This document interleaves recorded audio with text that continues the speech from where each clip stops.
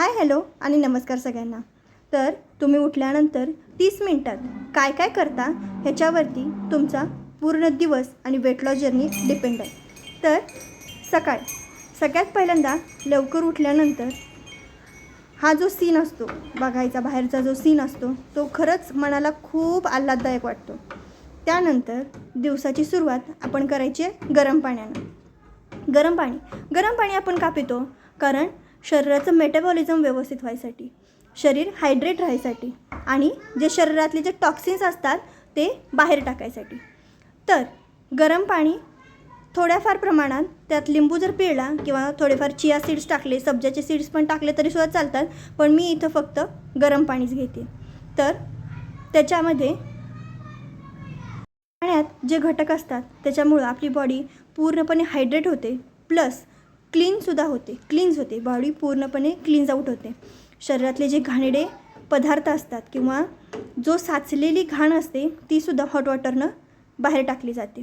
त्यानंतर सगळ्यात पहिल्यांदा उठल्यानंतर पाणी पिल्यानंतर आपला बेड आवरायचा। बेड का आवरायचा? कारण आपण जेव्हा बेड आवरतो तेव्हा आपला पूर्ण आळस झटकला जातो। सकाळचा जो आळस असतो तो पूर्णपणे झटकला जातो। त्यानंतर मन आपलं फ्रेश होतं, आपल्याला काहीतरी नवीन करायची इच्छा होते, परत आपल्याला बेडकडं जाऊसुद्धा वाटत नाही। का? कारण तो क्लीन स्वच्छ बेड बघून ना आपली इच्छा होते की दिवसाची सुरुवात काहीतरी करायचं, काहीतरी आपल्याला तो बेड बघून मोटिवेशन मिळू शकतं। त्यामुळं सगळ्यात पहिल्यांदा आपला बेड आवरा। त्यानंतर साईट सीइंग, तुम्ही जेवढं निसर्गाच्या सानिध्यात राहाल, हिरवी झाडं किंवा आपल्या बाल्कनीतली जरी झाडं तुम्ही त्यांच्यासोबत जरी बसलात किंवा थोडासा टाईम स्पेंड केला तिथं, तरीसुद्धा खूप फरक पडू शकतो। त्यानंतर स्ट्रेचिंग, सगळ्यात महत्त्वाचं आहे स्ट्रेचिंग। तर हे सकाळी का करायचं बरं पहिल्या 30 मिनिटात?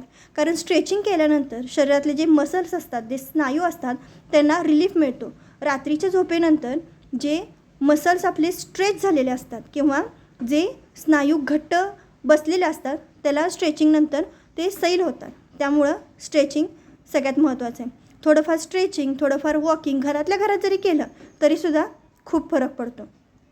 त्यानंतर आपण घरात जे वॉकिंग करतो, जास्त काही नाही, घरातल्या घरातच जे वॉकिंग असतं त्यानंसुद्धा खूप काही फरक पडू शकतो।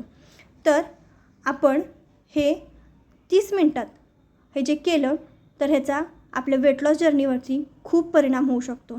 त्यानंतर दिवसभराचं शेड्यूल, सकाळपासून ते रात्रीपर्यंत काय काय करायचं ह्याचं जर शेड्यूल किंवा प्री प्लॅनिंग आपण जर करून ठेवलं तर दिवसा आपली घाई होणार नाही, गडबड होणार नाही किंवा आपली चिडचिड पण होणार नाही।